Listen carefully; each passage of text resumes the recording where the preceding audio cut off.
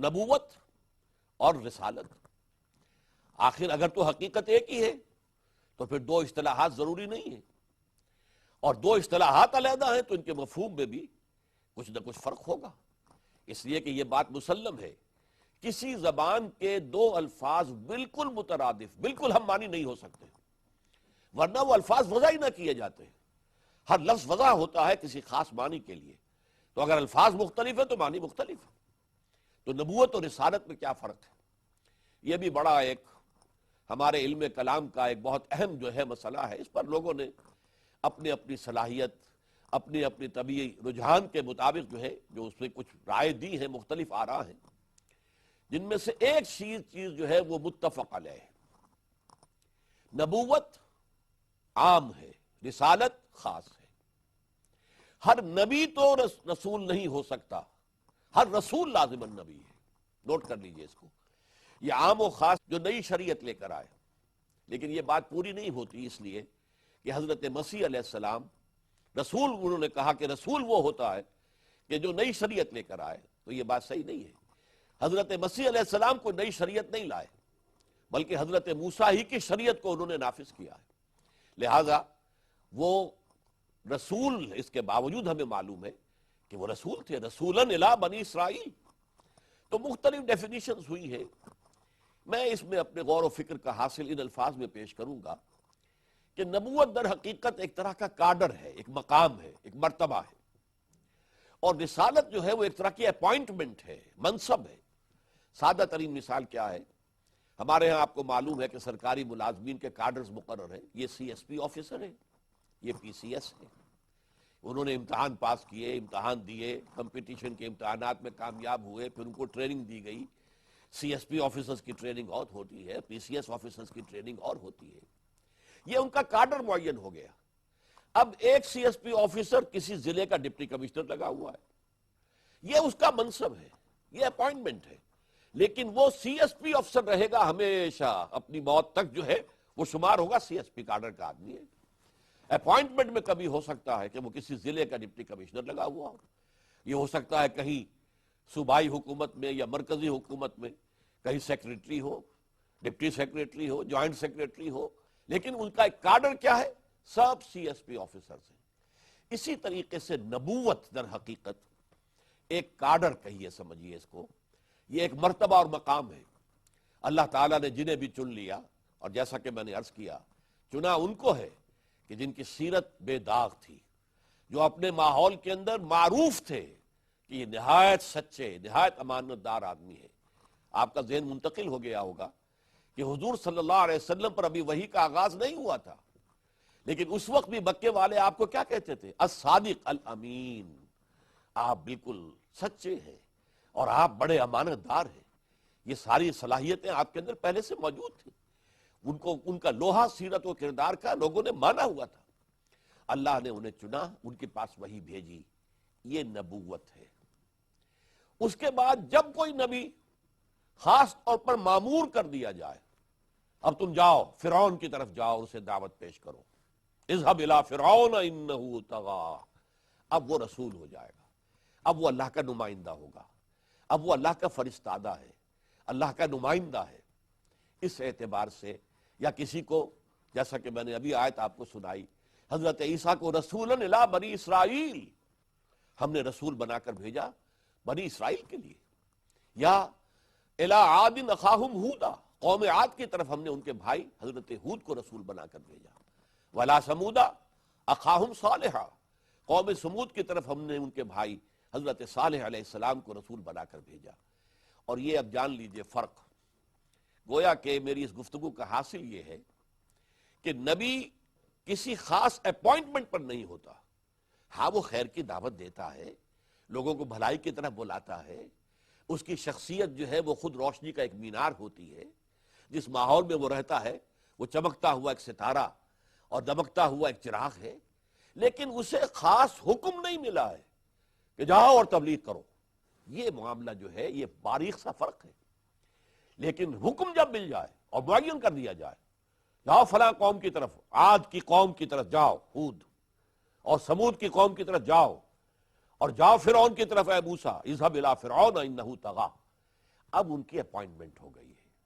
یہی وجہ ہے، دیکھیے نوٹ کیجئے کہ حضور نے فرمایا علماء امتی کا انبیاء بنی اسرائیل، میری امت کے جو علماء ہوں گے، علماء حقانی، حق پر چلنے والے علماء، علماء تو احادیث میں خبر دی گئی ہے، علماء سو بھی ہوں گے، دنیا دار مولوی بھی ہوں گے، جن کے لیے وہ علم اور پڑھنا پڑھانا صرف ایک پیشہ ہوگا اور کچھ نہیں، ان کا مطلوب دنیا ہوگی اور کچھ نہیں۔ اس کی بڑی خبریں ہمیں دی گئی۔ اور آج کے دور کی جو زوال کی انتہا ہے وہ یہ ہے کہ اکثریت کا معاملہ یہی ہے، یہ ایک پروفیشن بنا لیا گیا ہے۔ لیکن جو عالم حقانی ہو، جو عالم ربانی ہو، واقعتاً مخلص ہو، اللہ کا مخلص بندہ ہو، جو لوگوں کو سکھا رہا ہے، اس پر خود عمل پیرا ہو، وہ گویا کہ انبیاء بنی اسرائیل کے درجے میں ہے۔ وہ گویا کہ جو نبوت کا رتبہ تھا جو حضرت موسیٰ علیہ السلام کی امت میں، حضرت موسیٰ علیہ السلام رسول تھے، لیکن آپ کے بعد سے لے کر حضرت عیسیٰ علیہ السلام تک بے شمار نبی آئے ہیں، لیکن وہ نبی تھے صرف۔ حضرت داؤد نبی تھے، رسول نہیں تھے۔ حضرت سلیمان نبی تھے، رسول نہیں تھے۔ خود حضرت موسیٰ سے قبل حضرت یوسف نبی تھے، رسول نہیں تھے۔ یہی وجہ ہے کہ انہوں نے جو مصر کا بادشاہ تھا اس سے یہ نہیں کہا کہ پہلے مجھ پر ایمان لاؤ، نہیں، حالانکہ وہ نبی تھے، لیکن یہ کہ جب انہوں نے اس خواب کی تعبیر صحیح بتا دی اور یہ بات سامنے آ گئی کہ ایک بہت بڑا قحط آنے والا ہے، بہت بڑے پیمانے پر تباہی ہوگی، تو اس کے لیے پھر اس نے چاہا کہ بندوبست اس کے لیے کیا کیا جائے، تو حضرت یوسف نے اپنے آپ کو پیش کر دیا، انی حفیظ علیم اجعلنی علی خزائن الارض، تم مجھے زمین کے سارے اختیارات عطا کر دو، زراعت کے اور بندوبست کے، تو میں امین بھی ہوں اور میں علیم بھی ہوں، حفیظ بھی ہوں۔ لہذا لیکن انہوں نے یہ نہیں کہا کہ بادشاہ صاحب پہلے مجھ پر ایمان لائیے، جبکہ رسول کا معاملہ یہ ہوتا ہے کہ رسول پہلے تقاضا کرتا ہے مجھ پر ایمان لاؤ، میں اللہ کا نمائندہ ہوں، اور صرف اللہ کی بندگی نہ کرو، ان اعبدوا اللہ واطیعون، اللہ کی بندگی کرو، اللہ کی پرستش کرو جس کے لیے تم پیدا کیے گئے، وما خلقت الجن والانس الا لیعبدون واطیعون، میری اطاعت کرو، بربلا ان کا دعویٰ یہ رہا ہے۔ سورہ شعراء کے اندر کتنے ہی رسولوں کا ذکر کیا گیا ہے جن میں سے ہر ایک کے ذکر میں یہ الفاظ آئے ہیں، ان اعبدوا اللہ واطیعون، اللہ کی بندگی کرو اور میری اطاعت کرو۔ یہ ہے معاملہ، یہ نبی کا معاملہ نہیں ہوتا۔ حضرت یعقوب نبی تھے، بس ایک بہت نیک انسان، ایک علاقے میں رہ رہے ہیں، ان سے نیکی پھیل رہی ہے، از خود پھیلے گی، وہ تو جہاں آگ ہوگی اس سے حرارت ماحول میں پھیلے گی، اگر کہیں برف کی سلیں رکھی ہے تو اس سے برودت اور ٹھنڈ جو ہے ماحول میں سرایت کرے گی۔ اس اعتبار سے ایک نیچرل فینومن کے طور پر ان کے ذریعے سے نیکی پھیلتی ہے اور بدی کا استحصال ہوتا ہے، لیکن وہ مامور نہیں ہوتے اس پر کہ اب کھڑے ہو جاؤ اور اب جو ہے دعوت دو اور لوگوں کو بلاؤ کہ میری بندگی کریں اور تمہاری اطاعت کریں۔ یہ ہے مقام رسالت کا۔ اور آخری بات سمجھ لیجئے، قرآن مجید میں بیان کیا گیا ہے وما كنا معذبین حتی نبعث رسولا، اللہ تعالیٰ جب کسی قوم کی طرف بھیج دیتا تھا کسی رسول کو، اور رسول اپنی دعوت سے، اپنی تبلیغ سے، اپنی تربیت سے وہ حق کو مبرہن کر دیتا تھا، واضح کر دیتا تھا، لیکن اس کے بعد بھی اگر قوم کفر پر اڑی رہی، اگر قوم جو ہے شرک پر اڑی رہی، تو پھر اس قوم کا صفایا کر۔ ایک آخری فرق اور نوٹ کر لیجئے، نبی شہید کیے جا سکتے تھے اور کیے گئے، حضرت یحییٰ قتل کیے گئے، حضرت زکریا قتل کیے گئے، رسول قتل نہیں ہو سکتا۔ رسول اللہ کا نمائندہ بن کر آتا ہے اور اللہ تعالیٰ کا یہ فیصلہ ہے، کتب اللہ لاغلبن انا ورسلی، اللہ نے طے کر دیا ہے کہ میں اور میرے رسول غالب آ کر رہیں گے۔ رسول مغلوب نہیں ہو سکتا، وہ اللہ کا نمائندہ ہے، اس کائنات کی عظیم ترین جو سلطنت ہے، ریاست ہے، اس کا نمائندہ بن کر آیا ہے۔ جیسے آپ کو معلوم ہے کہ سفیر کا قتل کر دینا جو ہے یہ گویا کہ اعلان جنگ ہے، تو گویا کہ نبی نہیں رسول، وہ اللہ کا سفیر ہے، اسے قتل نہیں کیا جا سکتا۔ اسی لیے قرآن مجید میں دو تین مقامات پر یہ بات آئی ہے، وَلَقَدْ سَبَقَتْ كَلِمَتُنَا لِعِبَادِنَا الْمُرْسَلِينَ، انہم